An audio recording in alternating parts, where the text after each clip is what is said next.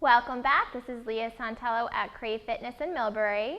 And so far we have taped two segments. The first one was on Pilates core work and stretch, and the second one was on Pilates leg work and stretch. And now we are filming the third segment, which is on nutrition, because if I had a nickel for every nutrition question that I was asked, I would have a lot more studios. People always want to know, is there a couple rules for everybody, generic rules, without even knowing what I eat or what my goals are, or food allergies I have, or my age or my weight or my height? Can you just give me some basic rules to follow by? And I usually say no, because nutrition is not about a cookie cutter plan. Nutrition is about personalizing it to the individual based on their history, their present, their future, their goals. There's so many components that go into it. But I'm sure you probably read these three in every fitness magazine, but today I'm going to give you three generic basic goals to follow. First one, water. I carry around this all day. I get made fun of for carrying around this all day. I drink it in class like this when I'm in the middle of teaching. Yeah, it's annoying to carry around a gallon of water every day, but this is the only way I can ensure that I get all of my water in. If you have some Nalgene bottles or water bottles, I suggest that you take a permanent marker and you mark on it every time you refill it, or you mark on it what number it is. Water is my first suggestion. You want to get at least, I don't even go with the old school 64 ounces, I would say at least between 80 to 100 ounces a day, especially if you're active, because you're sweating out that water, so you need to rehydrate yourself.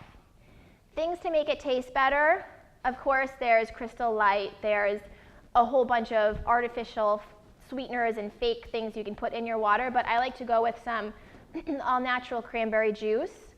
Lemon slices are really good. Cucumber slices and melon is excellent in the summer.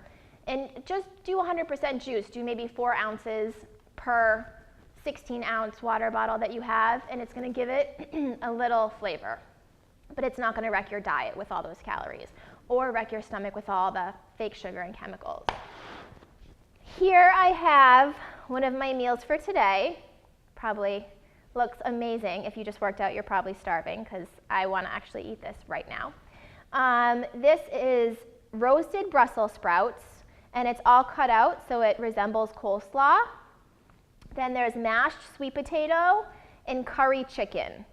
Curry and turmeric are one of those spices that you may not use a lot, but they're very high in antioxidants. So it's just baked chicken with some curry and some turmeric on it. Mashed sweet potatoes, I microwave them first to get them soft, and then I bake them after I take the skin off. And I do a little bit of salt, some pepper, cinnamon, and nutmeg. They're delicious. And then the roasted Brussels sprouts are just roasted and then, like I said, chopped up with some olive oil. So this is about the portions that I'll have. I do eat 5 to 6 small meals a day. This is just one. So I eat a pretty fair amount, but I'm teaching all day long. The other one that I have to show you, these smell amazing. This is one of my snacks. This is a protein muffin. If you have done nutrition with me, you probably have one of these million recipes that I have, because I will make one for each person individually based on their needs. Mine is egg whites, yogurt, applesauce, flax oil, bran, oats, protein powder, cinnamon, nutmeg, and canned pumpkin, unsweetened canned pumpkin.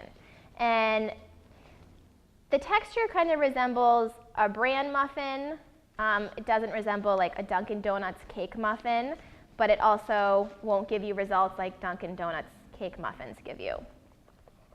And I make a batch, I'll freeze them, but these are great because you can use them on the run, take them with you. So, first one was water. The second one is portion size. You saw here what my portion size is.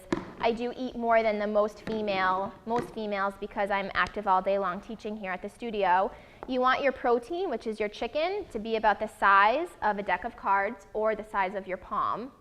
And also, they say about the thickness of your palm, women don't have as thick hands as men do, so I say a little bit thicker. And your vegetables, I don't believe in limiting vegetables and fruit. I think you should eat as much vegetables and fruit as you like. You can never eat enough fruit and veggies. And then my starch, or my carbohydrate, is my sweet potato. I do tend to go more for sweet potatoes, brown rice, quinoa, wheat berries, Ezekiel bread than white potatoes, white bread, white rice. There's just no nutritional value there. For my carbohydrates, it usually takes up about a third of my container for Tupperware. So what I've had some of my clients do is on the bottom of the Tupperware, use a permanent marker, and you can divide it, what you want your portions to be, and that way you don't have to weigh your food. You can just put it right in your Tupperware. So second rule is portion size.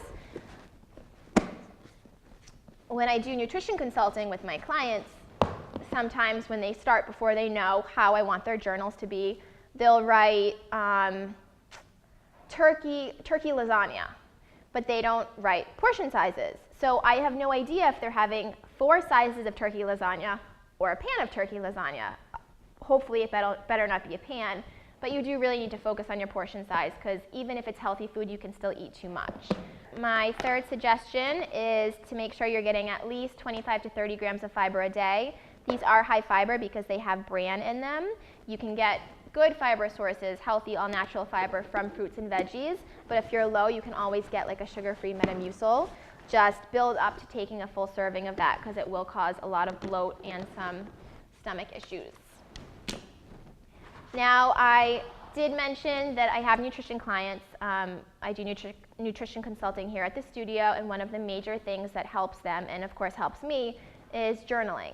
If you're not keeping track of what you're eating, it's very easy, especially with how busy our lives are, to forget that we grabbed a cookie because it was there, or we didn't pack our apple because we were racing out the door that day and we forgot that we never ate it but we meant to eat it, or that we forgot our water bottle so we haven't had any water all day long. You have to be accountable to yourself and to the nutritionist that's helping you, and the only way to really do that is to journal everything. I have my clients write down how they feel every day with energy, how they feel with emotions, if they grabbed a cookie, why they grabbed it, because you have to be conscious of why you're eating, not only just what you're eating. And a lot of the times it helps having someone monitor that, and every week I give them different goals to change, or goals to add in, or goals to take away, so that in the end they have a really healthy nutrition foundation for them. It's not just a generic cookie cutter program, because I don't believe in that. But these are 3 rules, 3 things you can add to your diet without having to have a nutritionist that I do believe in, and I think that little things add up, so a couple of small changes every day will make big differences. That's all for today. I am going to try not to eat all 6 of these protein muffins now in one sitting, and we'll see you guys next week. I'm planning on doing a cardio workout, so be ready. Next week is going to be a lot tougher than the Pilates. Bye.